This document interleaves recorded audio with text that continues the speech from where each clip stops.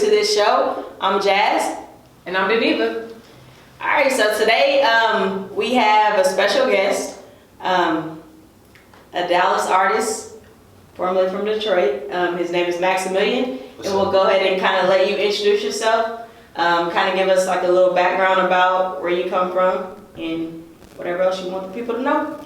Yeah, so I'm Maximilian, come from Detroit, but I feel like I'm a Dallas native. Been out here for like 11 years. I've been in Cedar Hill, DeSoto, Duncanville, Lancaster. I've been all over. Oh, man. Are you from over by 8 Mile in Detroit? No. I used to live near the suburbs. West Bloomfield.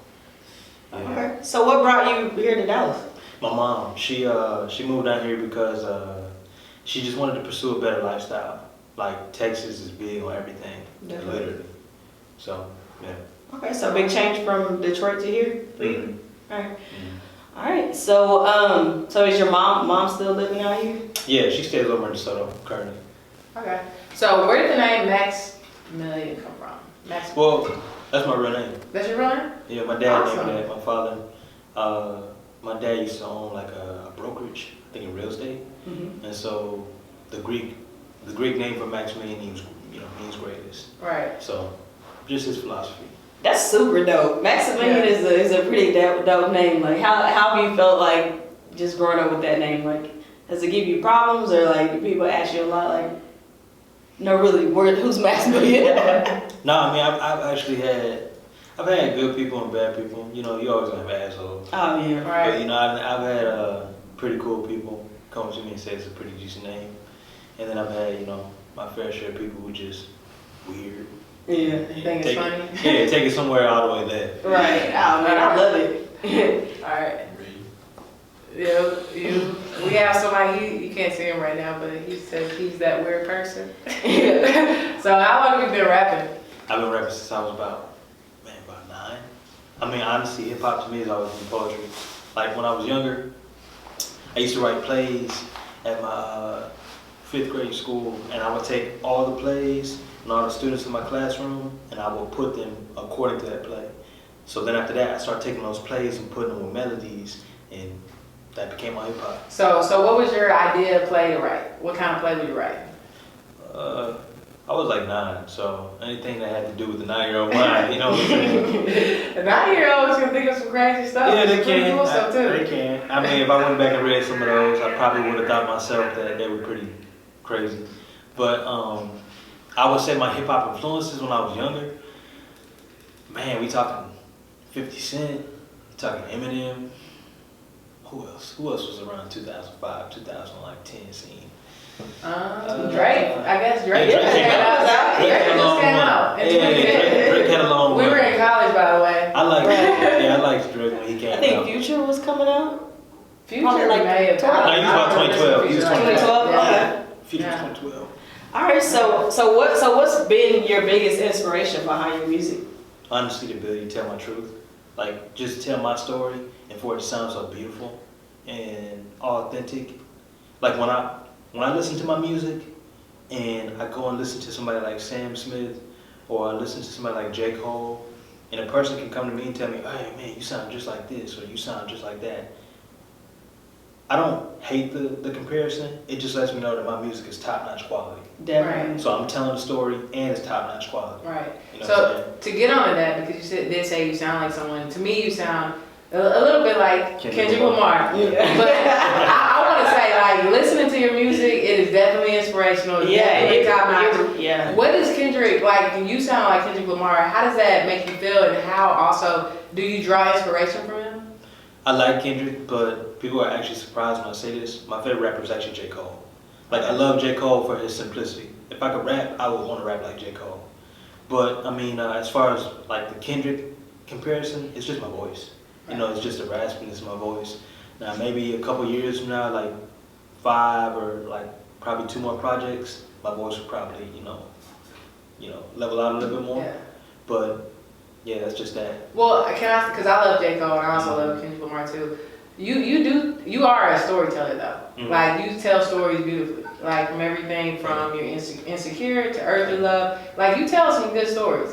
So do you still like? So do you still write a little bit on the side? Like you still write plays? Do you write books? Like what else? What else you got going on? I mean, outside of music, I like to consider myself an activist, like a person who is active in the community. So if I'm not writing something along the lines of music, I'm writing like a motivational speech. I'm writing things that are like prevalent to the community, or I'm usually just writing down my emotions because I'm a big believer in, you know, expressing yourself. When you try to lie to yourself and, you know, lie about how you feel, that's usually when there's confusion. So Yes. I try my best to express myself in all outlets of life. And confusion is a curse. So Yeah. speaking of on nappy-headed Israelites, are you a black Israelite?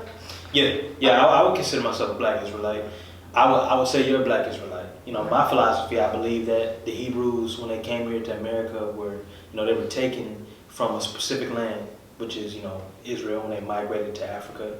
And my philosophy is that, according to the Bible, we were taken and migrated to America for our lack of righteousness. Right. You know, but as far as like being an Israelite, I say I subscribe 100% to the idea of keeping the commandments. Like if a person even puts the whole idea of the way Israelites dress and look, I just believe commonly in keeping the Sabbath. You know, love your neighbor as you love yourself. You know, not coveting, and most importantly, not desiring what's another man's. Like I feel like hip hop has this bad notion of always expressing how you can take what another person has. And we always wonder why there's a downcline in our community, but we never ask the simple question like, okay, well, where's it coming from? And then we blame music, but we never really give the people, we never really point the actual fingers at the right people who need to be taken accountable of, because we praise them. Yeah. Okay, so when you talk about you blame music, where do you think what can happen in the community to kind of change the lyrics? You know, because oftentimes we always say that rappers, you know, they rap about what they see and things like that. How do you think this change needs to occur so the rappers are shifting their music? Development of story. I feel like as an artist, your paintings and canvas shouldn't always be the same. Like I think it was it Picasso or was it who drew Starry Night? It was an artist. I mean, maybe somebody in the comments would say it, but it was an artist who drew Starry Night, which is a painting. You know that painting with all those stars. I know what you're talking about. Yeah, that artist who drew that was depressed. Like he had a phase of depression, and he kept drawing all his paintings in blue. But he got out of that depression and started drawing other beautiful paintings. And so to make it simple, like with music, you have to have development. You have to have, I would say, a new story. Like the reason why I love Cole and Kendrick is because they don't stick to the same subject matter. Yeah, they talked about the bullshit that they dealt with, but they were able to express how they got out of it and live a positive life now. Right. So we were just kind of having a conversation, and we dived on a little bit of Kanye West. What do you think about Kanye West's transition? I love it. I'm proud of Kanye West. A lot of people say, "Oh, he's a sellout. He didn't change. He crazy." Like when a person finds peace, you have to be happy for them. Like this man is not attacking people anymore. I mean, he's not. Yeah, he says outlandish things to certain people, but you know, he found peace. And he's doing a good thing with it. He just visited the prisons the other day. Right. How many rappers you know doing that? There you go.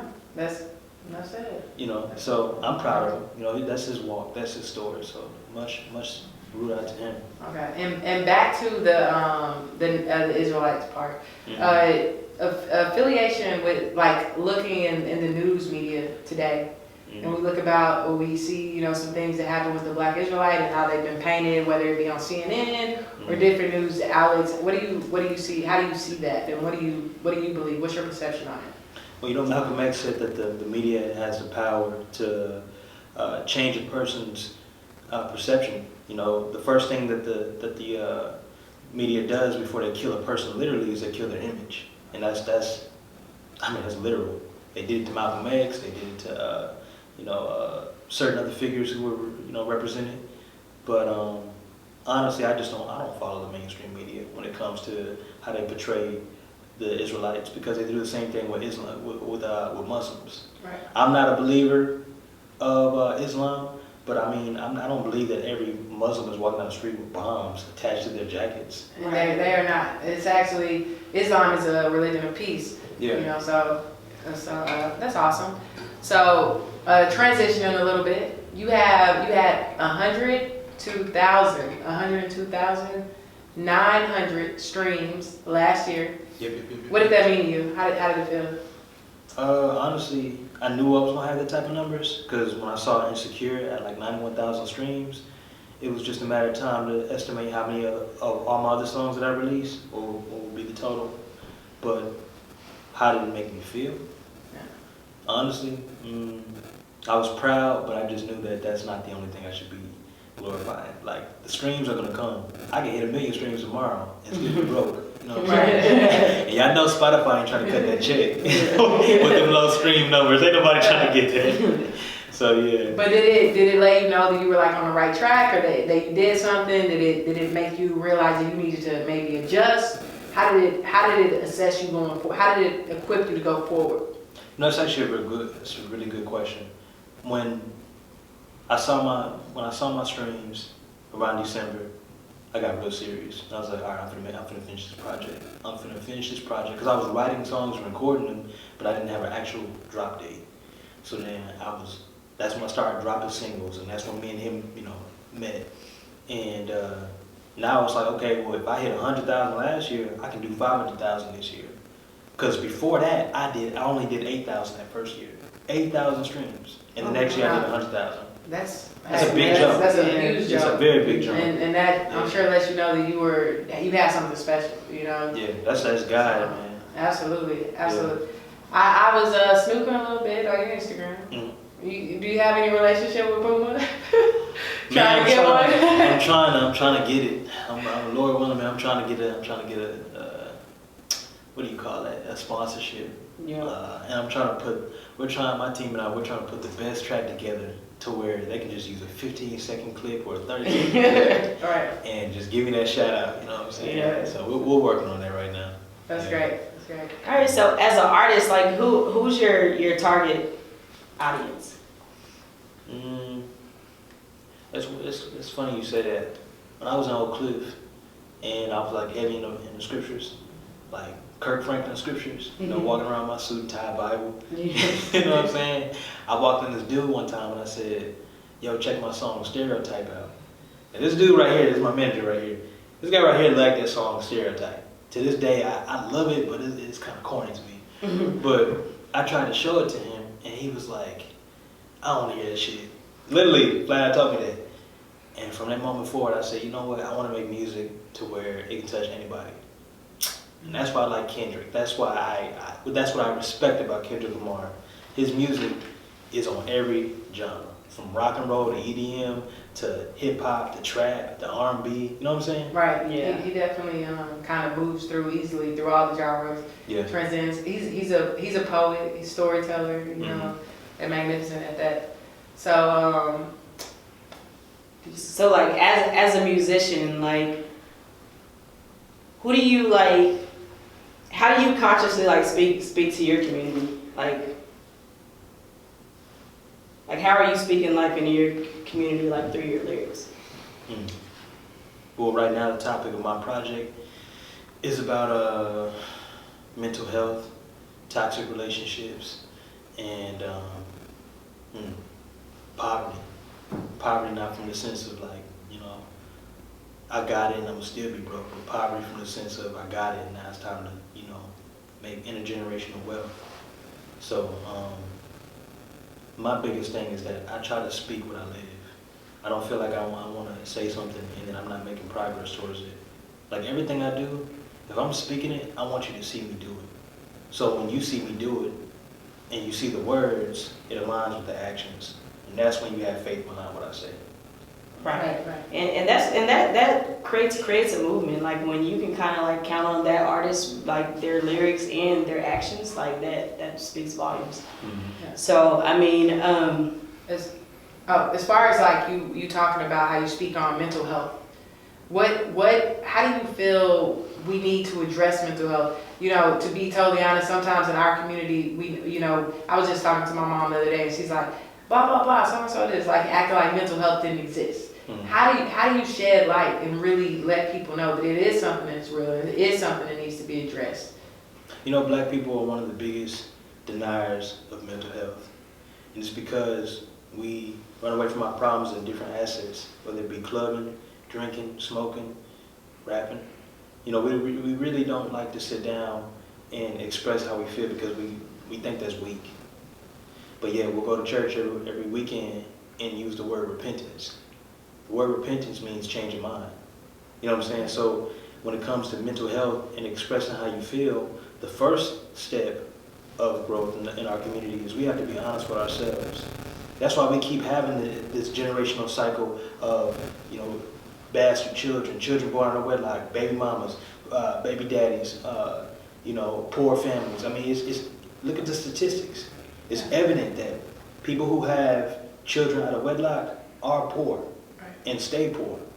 That's so true. Honestly, until we start confessing and saying, you know what, this is why that happened, or this is why we weren't set up to the certain way because I couldn't control myself. Really, all problems in life is just a lack of self-discipline. Really, that's all it is. Yeah. And we're scared to admit that because we don't want to say that we failed. Right. So when we humble ourselves, first step is humbling yourself, and we allow ourselves to speak truth, and we walk in what we say, and we do what we say by our actions. I believe that's where we can grow at with mental health. But if we keep denying to ourselves that we're living this perfect life, we live in our best life, the problem is just going to continue. Right. You absolutely have to acknowledge and then create change, you know, in all kinds of ways, whether it be through meditation, spiritual practices, church, so absolutely. So another little thing, you were shooting, do you have any visuals coming out? Oh, of course. I'm shooting Earthly Love. How was that? It is fun. We got 2 models coming in, 2 lovely, beautiful sisters. We got my creative director who shot Prey. He's working on Earthly Love, so I like that. I love that dude, man. He's a go-getter. And then we have the best videographer out right now. He just shot for NBA Boy and Rich the Kid, that song Money Talk. Okay. So he's shooting for us today. But I mean, it's fun. So with creating visuals, I imagine that must be a fun process. Do you ever like throw in some things and say, hey, I want this video to look like this, and this is my idea of what it looks like? Of course, I'm 100% active in what I do. Like, I believe, like my creative director told me the other day, he just puts the tools together, but it's really my words at the end of the day. You know what I'm saying? So it would be lazy for me to just tell him, okay, do everything. Right. Like, I have to, it can't be like that. I'm trying to tell a story. Right. Visually and audio. And I like how you said, because you talked about the painter, so that means you're trying to paint a picture for everyone to listen to your music. Yeah. And with your visuals, you can do that in another way. So that's pretty awesome. So another song that we wanted to dive into is Insecure. Yeah. This is a line from Insecure. Everybody tries to fit in where they don't belong, truthfully, faking they be fraud, mentally unstable and morally off. What are some experiences that led you to write that line? It's a deep line. It's powerful. What led you to write that? In high school, you know, like I literally wrote that song 1 year after graduating high school. So that song is 2 years old, if anybody doesn't know, but that's gonna be on the project. But after coming out of high school, I was happy, but I saw like everywhere I looked around, everybody was anxious and had anxiety and depression, tried to fit in, you know what I'm saying? And it was like this small percentage of people who just didn't care. You know, my manager is one of those people who just did what he did. But you have a high percentage of people who wanted to fit in, who wanted to be cool, who wanted to have approval. And there's nothing wrong with that. It's just they were seeking it from the wrong people. Right. Ended up doing the wrong things, you know. And why do you think that people, you know, seek outside things to fill the void? You know, because oftentimes we try to fill a void that maybe we should be filling with ourselves through love. Why do you think your generation or people in your high school were trying to fill that void by seeking approval? Nobody ever taught them that they had it in them.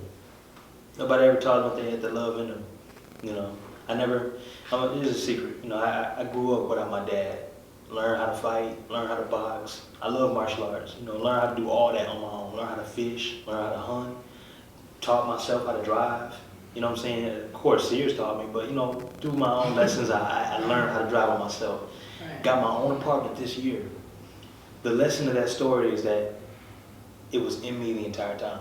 That spirit of go getting it, you know, and that comes from what? My dad. Yeah. My dad was a go getter. Yeah.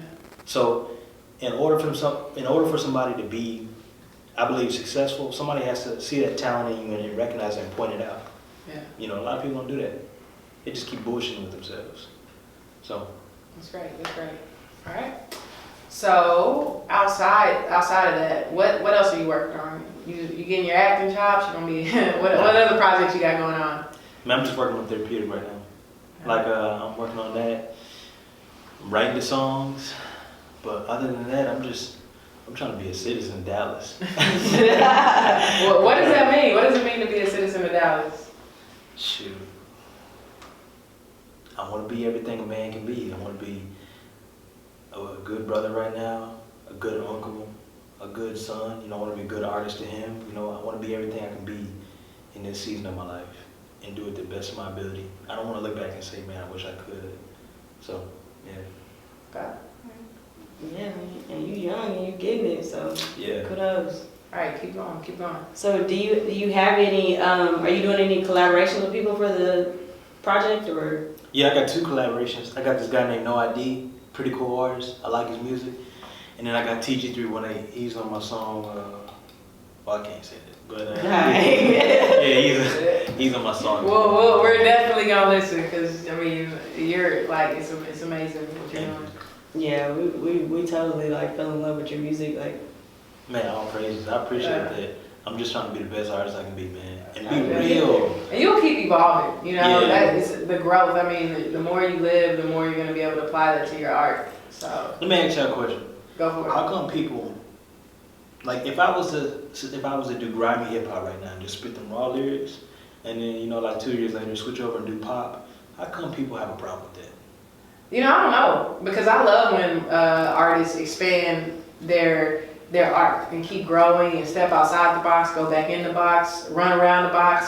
I love it. You know, that's your preference and it's showing that you're versatile. So, I mean, I don't have a problem with that. Yeah, and I think that it comes from. I mean, I don't have a problem with it either, but I think that it comes from when artists like their first album drops. You know, everybody's in love with this style of music, so that next expectation is gonna be that. You know what I'm saying? Like a lot of people don't look forward to change. They look forward to something that's of that same nature. Right. Just gonna give them that same feel, you know. So and the human nature is that we like routine. We don't like change, you know. Mm-hmm. So if it feels a little uncomfortable, it's gonna be a little bit hard for me to accept at first, you know. Mm-hmm. So that's probably that perspective, you know, that people are really kind of latching onto. Like, oh, he didn't sound like that at first, or he doesn't belong there. yeah. And it's a resistance, you know, and it's Right. the same thing you talked about with mental health. Often we resist things that's changing instead of like just accepting it, you know. But it's a process. Yeah. You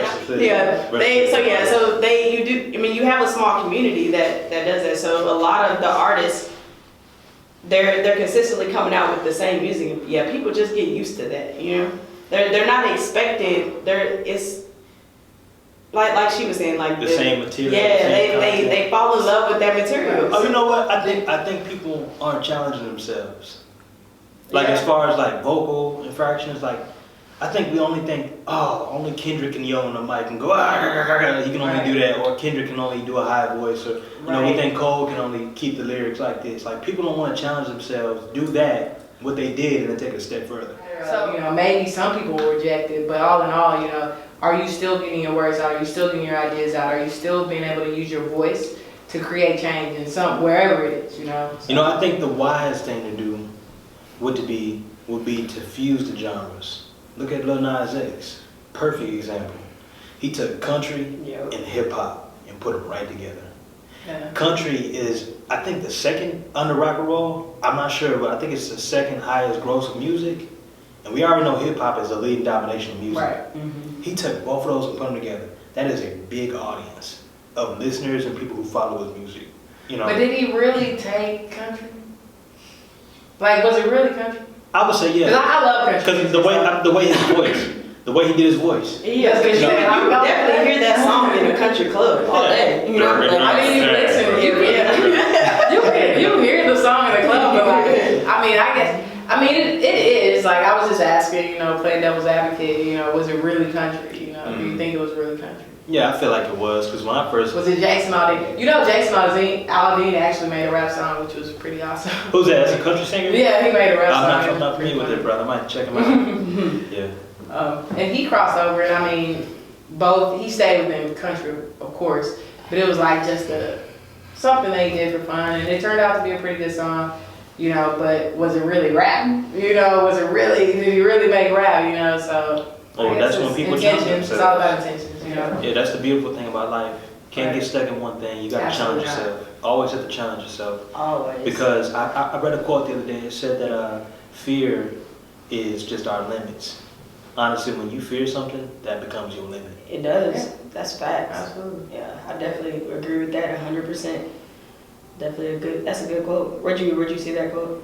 Or who wrote the quote? I was gonna say something funny. Yeah. Go for it. We got time for jokes. Man, I got that quote off YouTube. YouTube? Yeah, I was looking at entrepreneur videos, and it just popped up. I was like, okay. Well, I mean, if we think about the state of being in fear, people do what in fear? They either flight or fight. You know what I mean? Either you get stuck and you can't move in your fear, or you might run the other way. So fear has always been something that has held people into a box, But when you fight and you break out of that box, then you've realized life, and you can reach for your goals and your aspirations. I don't think people want to do that though. I think people people. Not everyone, but not everyone's the same. That's the beauty of being a leader, and being a person, and that is the beauty of stepping outside the box and conquering your fear. You know what I mean? It might inspire, out of 10 people, it might inspire 2. You know what I mean? Yeah. It's just like me personally. I'm a teacher. Oh, okay. That's good. We know that we can't reach every student, but if you save 3 students, if you help out 3 students, you did your part in this world. You know what I mean? Because now they can help out 3 students. Exactly. So it's a process. It's life. I like the fact that you use that term that you're not trying to win everybody. You're trying to win those who want to be won. And I feel like a lot of people just give up on themselves. They don't have courage. Courage is just the ability to take your fear and just say, I don't care. I'm going to do it anyway. I got to do it anyway. Yeah, absolutely. And I think a lot of people are more so scared to succeed. I used to hear that a lot. Yeah. I never really thought about that though. I mean, why? The looks of failure. Yeah, it looks bad. But my goal in life is like I always aim high. You know what I'm saying? If I fall in the middle, I did good. I might not have. It might not be great to my standard, but I feel like I did good. Like I'm more so scared of failure, because you don't want to look bad. You know what I'm saying? Like everybody else around you may be doing good, and then you're that one person that's failed. And how does that look on you? Well, how do we know? How do we know you even failed? But failure feels bad, because, to the to the being. You know what I mean? Like you are your own worst critic, right? If you look at the inside, when you fail, like that's what looks bad. Like how do I look at myself now that I know that I was trying to do something and I didn't accomplish it? Am I going to face myself in the mirror and am I going to make the conscious decision to continue to keep going? And power through my failure, because failure can be that stifling thing as well. Well, I told you at the beginning of this interview that I wanted to do 500,000 streams on Spotify. So that was something that I personally knew to myself this year, but not everybody who watches this knows that's the numbers I want to reach. Even if I don't reach those numbers, I'm not going to quit, because honestly, the end goal is important. The end goal is what's important. Why would you climb halfway up a mountain, right? And then turn right around. If you look at if we talk about Stephen King, how many times did he write books that were like people say no to? Yeah. And now he's Stephen King. You know what I mean? Right. Like with success comes many failures. Rejection is a part of the process. Yeah, Definitely. absolutely. You know, but who's willing to take those failures and continue to take those failures and take that beat down and say, you know what, I'm gonna keep fighting. We don't have any role models that give us that. I mean, everybody, and that's 100% true when I say that. We do not have role models, proper role models, who teach us what it means to endure. I mean, I feel like everybody that we look up to now always says, yeah, I did that shit overnight. I blew up overnight. Right. I got it just quick. No, you didn't. But what kind of role model are you gonna be? Well, for me personally, honesty is the policy, bro. It's like, honestly, if I'm not honest with myself about it, I can't come and lie to y'all. I gotta check myself first, and then I'm gonna come to y'all about it. So that's me. I want everybody to know that I did it from an honest standpoint, whether it been music, whether it been raising my family, whether it been being a good artist to him. You know, it's like I want to be authentic and, like I said, do the best that I can in everything, from earth to God. You know, so yeah, Love it. 100. We're excited for your new project. One more time, I want you to talk about your Instagram and your new project, and then we're gonna get into another piece. We'll call the Fast 5 questions. Of course. All right, so you guys can follow me on Instagram at officialmaxmillion. Check me out on Spotify at Maxmillion. Definitely check out my latest song, Earthly Love. And follow my manager. Oh, not manager. Okay, 7 Streams. 7 Streams. Okay. Thank you. Shout out to 7 Streams. Thank you for the merch and the apparel. Definitely go follow 7 Streams. I mean, honestly, when I talk about this merch, it's street intelligence meets street education. And I mean, honestly, this is the best type of gift that I've had when it comes to intelligence. So I'm definitely gonna support it. Definitely gonna support that as soon as I get home. So, Fast 5 questions. Are you ready? already. All right. So, who's your number one inspiration? You kind of answered it, but go ahead and give us it again. Malcolm X. Malcolm X. Love it. That's awesome. If you could perform anywhere in the world, where would it be? The Garden, New York. The Garden of New York? Madison Square Garden? Madison Square Okay, Garden. okay, Jay-Z. All right. If you can beat Donald Trump, what would be the first thing you say to him? If I could beat Donald Trump. Me, if I could beat him. not me, Beat Donald Trump. Did you really grab her in the pussy?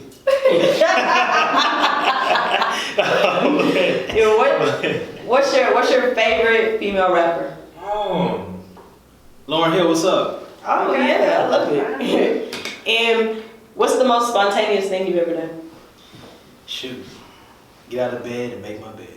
That's the best thing. He's living a spontaneous life. You still got a lot of living to do, so maybe we'll get a little bit more spontaneous next time we see you. No, I'm playing. Honestly, the best spontaneous thing to me is meeting God. Like, honestly, becoming, I wouldn't say a Christian, becoming a follower of the commandments. That's the best thing I could ever did in my life. When you find self-discipline, your life grows like 100%. Yeah. Because the people who can't control themselves are the people who fail. Always. Right. You know? Right. So, yeah. That's a word. Thank you so much, Max. I'm gonna call you Max now. We don't need Appreciate it. Yeah, definitely. Thank you so much for coming on to the show, being a guest, giving us the opportunity to interview you and tell our supporters all about you. And we wish you the best in all your music. We gonna keep following. We gonna support. Maximillion. Next big thing coming to Dallas. Oh my God, listen. Already. Yes. But once again, thank you guys for watching the Thought Addictz podcast. Follow us on Instagram, Facebook. All the links will be down below. Thank you guys for your support. We out.